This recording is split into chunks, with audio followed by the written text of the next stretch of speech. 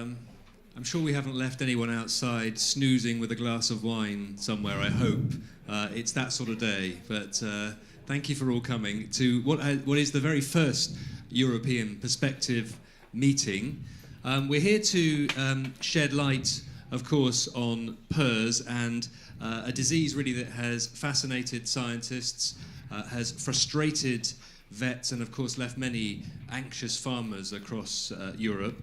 I'm Dominic Green. I will moderate today's proceedings. I hasten to add I am not an expert. We have plenty of those in the building this afternoon, many of whom you will be aware of. They are from all corners of Europe. You will probably be familiar with some of their work, really to shed light and share insight and offer some new perspectives on PRRS this afternoon, to learn more about its devastating effects and its potential solutions. In the spirit of that insight and sharing information, there is an opportunity for you throughout this afternoon to ask questions. The email is on the screen there, and also it's on your seats as well. So connect up to the Wi-Fi. It's free. There's no code. You just need to connect to Pigosier on your phones and ask questions at any time, as and when they come to mind. And we'll have an opportunity later to deal with those questions in more detail. So we'll do that at the end of the session. There's also translation in French for those of you who want that, and also you can email questions in French as well, it's worth saying. And as I say, we'll do that more formally at the end of our session this afternoon. So let's look, first of all, with the head of Boehringer Ingelheim's swine team, at how we got to this point and why we're here. So I'm going to welcome onto the stage Dr. César Carnifier. Thank you, Dominic.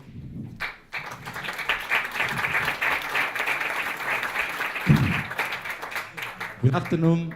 Very welcome to our first European Perspective, and thank you very much for being here.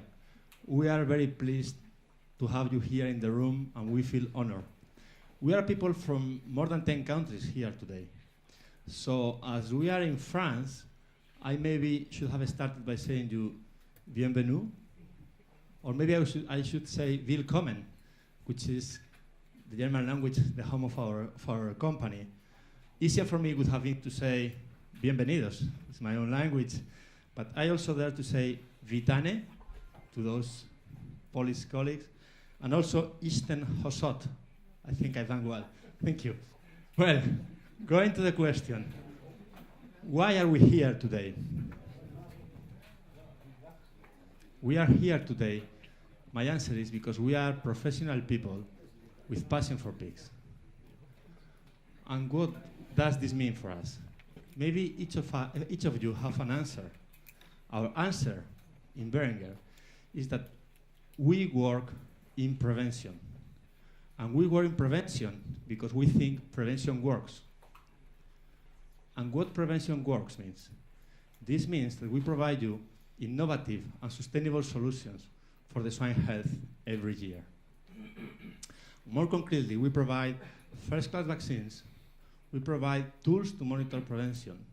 We provide support in diagnostics. And more important, we provide our people, professional people, with a passion for pigs. So I said we provide innovative solutions. But innovation is voiced by every company. Any company in the world claims to be innovative.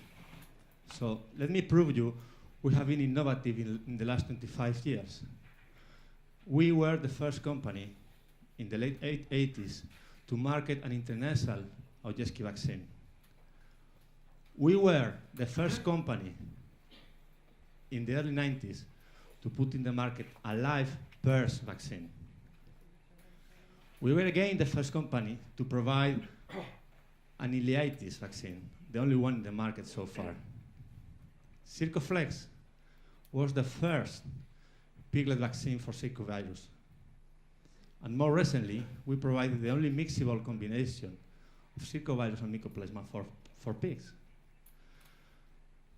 So I think this is a good proof that we are innovative. We have been innovative. But what about the future? As you know, we are a family-owned company, and this gives us a special character. This allows us to think long-term. This nearly forces us to think long-term.